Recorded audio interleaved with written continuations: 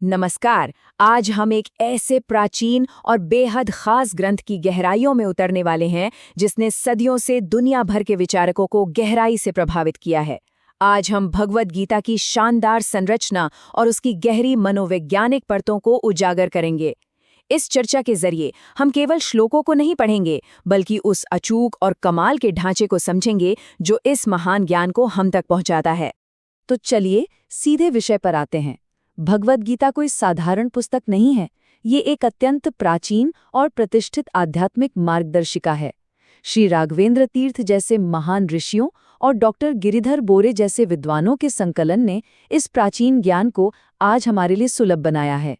यह ग्रंथ केवल कुछ शिक्षाओं का संग्रह नहीं है, बल्कि यह जीवन जीने की एक पूरी कला है, एक संपूर्ण विज्ञान है। आज की हमारी इस चर्चा का एक बड़ा ही स्पष्ट रोड मैप है। हम शुरुआत करेंगे एक विशाल महाकाव्य के युद्ध क्षेत्र से, फिर एक महान योद्धा के मन की दुविधा को समझेंगे। उसके बाद एक बेहद ही रहस्यमयी संख्या 18 के महत्व पर गौर करेंगे और अंत में ग्रंथ में बताए गए 3 प्रमुख आध्यात्मिक मार्गों का विश्लेषण करेंगे। एक विशाल कहानी से होते हुए ग्रंथ की गहन संरचनात्मक बारीकियों तक जाने का ये सफर इस पूरे दर्शन को समझना बहुत आसान बना देगा। आइए आगे बढ़ते हैं और हमारी पहली कड़ी महाकाव्य का युद्ध क्षेत्र एक विभाजित राज्य से शुरुआत करते हैं। हम बात कर रहे हैं महाभारत की। ये समझना बहुत जरूरी है कि गीता का ज्ञान किसी शांत एकांत जंगल में नहीं, बल्कि एक तनावपूर्ण और उच्च दाव वाले माहौल में दिया गया था। ये एक ऐसे विशाल साम्राज्य की कहानी है जो 2 चचेरे भाइयों के गुटों के बीच पूरी तरह से बट गया था। जरा इस माहौल के तनाव को महसूस कीजिए। एक तरफ पांडव हैं जो केवल 5 भाई हैं। अपना लंबा वनवास पूरा करने के बाद वे शांति से रहने के लिए केवल अपना उचित हिस्सा मांग रहे हैं। और दूसरी तरफ कौरव हैं, 100 भाई। उन्होंने छल कपट से भरे पासे के खेल में राज्य जीता था और अब वे इतने अडिग हैं कि शांति समझौते के नाम पर 5 छोटे गांव तक देने को तैयार नहीं है। जब कूटनीति के सारे रास्ते बंद हो गए तो धर्म और न्याय की रक्षा के लिए युद्ध की घोषणा करना ही एकमात्र विकल्प बचा था। तो कुरुक्षेत्र के मैदान में मंच कैसे तैयार होता है? युद्ध शुरू होने से ठीक पहले भगवान कृष्ण दोनों पक्षों को एक विकल्प देते हैं। एक तरफ उनकी विशाल और अजेय सेना और दूसरी तरफ वे स्वयं, लेकिन इस शर्त के साथ कि वे कोई हथियार नहीं उठाएंगे। भौतिक शक्ति के लालच में कौरव तुरंत विशाल सेना चुन लेते हैं, लेकिन पांडव खुशी खुशी केवल भगवान कृष्ण को चुनते हैं। कृष्ण शक्तिशाली योद्धा अर्जुन के रथ के सारथी बनते हैं। ये एक बहुत ही अनोखी भूमिका है। वो वहां एक सक्रिय लड़ाके के रूप में नहीं, बल्कि एक मार्गदर्शक के रूप में उपस्थित हैं। और यहीं से हम अपनी चर्चा के दूसरे हिस्से धनुर्धर की दुविधा, सूक्ष्म संघर्ष की ओर मुड़ते हैं। युद्ध के उस विशाल मैदान से ध्यान हटाकर अब जरा एक व्यक्ति के मन के भीतर चल रहे तूफान को देखते हैं। युद्ध बस शुरू ही होने वाला है और अर्जुन अपने रथ को दोनों सेनाओं के ठीक बीच ले जाने का अनुरोध करते हैं। लेकिन जब वो सामने देखते हैं तो उन्हें कोई दुश्मन नहीं, बल्कि अपने ही चचेरे भाई, चाचा, दादा और गुरु दिखाई देते हैं। पल भर में एक महान योद्धा भावनाओं और गहरे मनोवैज्ञानिक संकट से घिर जाता है।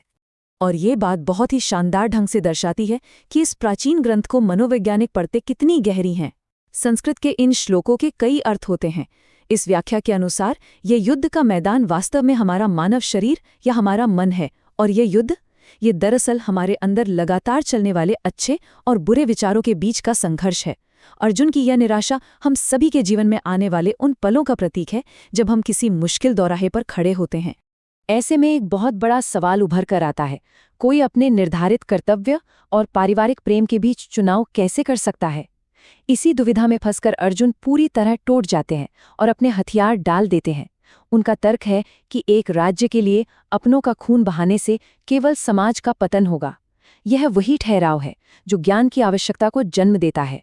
अर्जुन का ये गहरा दुख ही उस महान दार्शनिक संवाद का आधार बनता है जो अंततः पूरी मानवता को ऊपर उठाने वाला है। दुविधा और मनोविज्ञान से आगे बढ़ते हुए अब हम आते हैं एक बहुत ही दिलचस्प पहलू पर, 18 का महत्व। ये भारतीय धर्मशास्त्र का गणितीय और विश्लेषणात्मक पक्ष है। इस प्राचीन ग्रंथ की संरचना में एक ऐसा गणितीय ढांचा छिपा है जो सच में हैरान कर देने वाला है। यह दिखाता है कि ये ज्ञान सिर्फ भावनात्मक नहीं बल्कि अत्यधिक तार्किक भी है। देखिए, इसे समझने के लिए हमें सांख्य योग को देखना होगा। सांख्य शब्द का मूल अर्थ है अंक गणित या चीजों की गणना करना। हमारे आसपास की पूरी दुनिया, समय, दूरी, ऊर्जा, सब कुछ अंकों पर आधारित है। और यही गणितीय दृष्टिकोण इस महान ग्रंथ को एक बिल्कुल नया और सटीक आयाम देता है। और इस पूरे दर्शन की जो रीढ़ है, जो सबसे प्रमुख संख्या है, वो है 18। जी हाँ, 18। ये सिर्फ कोई इत्तेफाक नहीं है, बल्कि एक ऐसा जादुई अंक है जो इस ग्रंथ की पूरी संरचना में बार बार सामने आता है। जरा इन आंकड़ों पर गौर कीजिए। गीता में कुल अध्याय कितने हैं? 18। महाभारत महाकाव्य में कितने पर्व हैं? 18। यह विनाशकारी युद्ध कितने दिनों तक चला? 18 दिन। कुरुक्षेत्र में कुल कितनी अक्षौहिणी सेनाएं थीं? कौरवों की 11 और पांडवों की 7, यानी कुल 18। और तो और, भारतीय अंक शास्त्र के अनुसार संस्कृत के शब्द जय यानी विजय का गणितीय मान निकाला जाए तो वो भी 18 ही आता है ना कमाल की बात? अब यहाँ जो सबसे दिलचस्प बात है वो ये है कि ये गणित केवल ऊपरी स्तर तक सीमित नहीं है। जरा एक अकेली सैन्य टुकड़ी के आकार को देखिए। हाथियों की संख्या 21,870। इन अंकों को जोड़िए, 2 + 1 + 8 + 7 + 0, योग आता है 18। रथों की संख्या का योग 18, घोड़ों की संख्या 65,610, अंकों का योग फिर से 18 और सैनिक 1,09,350। इन्हें भी जोड़ें तो 18। ये दिमाग को चकरा देने वाली गणितीय सटीकता साबित करती है कि ये प्राचीन ज्ञान कितनी बारीकी और पूर्णता के साथ रचा गया है। इस अद्भुत गणित को समझने के बाद आइए अपनी चर्चा के आखिरी पड़ाव पर चलते हैं, 3 आध्यात्मिक मार्ग। अब हम सीधे ग्रंथ के भीतर मौजूद उन 18 अध्यायों का विश्लेषण करेंगे। हम देखेंगे कि इन शिक्षाओं को कितनी सावधानी से व्यवस्थित किया गया है ताकि जीवन के गहरे रहस्य आसानी से समझ आ सके। विद्वानों के विश्लेषण के अनुसार गीता के इन 18 अध्यायों को 6-6 अध्यायों के 3 स्पष्ट खंडों में बहुत ही खूबसूरती से बांटा गया है। पहला भाग हमें ज्ञान और कर्म का रास्ता दिखाता है, दूसरा भाग सीधे परमात्मा के दिव्य ज्ञान की ओर ले जाता है और तीसरा भाग पहले 2 भागों की बातों को ही और अधिक गहराई से समझाता है। चलिए इन्हें थोड़ा करीब से देखते हैं। पहले 6 अध्याय, जिन्हें ज्ञान उपाय भी कहा जाता है, इस बात पर जोर देते हैं कि इस जीवन का असल उद्देश्य क्या है। यहाँ सबसे बड़ा संदेश ये है कि अपना निर्धारित कर्तव्य यानी कर्म करना आवश्यक है, चाहे वो कितना भी मुश्किल क्यों ना हो, लेकिन उसके बदले में किसी फल या पुरस्कार की चाह नहीं रखनी चाहिए। यह हिस्सा कर्म, संन्यास और मानसिक शांति के लिए ध्यान के बीच एक बहुत ही व्यावहारिक संतुलन बनाना सिखाता है। फिर 7वें से 12वें अध्याय तक आते आते ग्रंथ एक गहरा और आध्यात्मिक मोड़ लेता है। ये खंड विज्ञान यानी परमात्मा के प्रत्यक्ष और विशिष्ट ज्ञान पर केंद्रित है। ब्रह्मांड में मौजूद हर महान और श्रेष्ठ चीज के पीछे परमेश्वर की ही उपस्थिति है। ये वो हिस्सा है जो शुद्ध भक्ति और प्रेम की बात करता है, ये बताते हुए कि ज्ञान और भक्ति मिलकर कैसे अज्ञानता के अंधेरे को दूर करते हैं।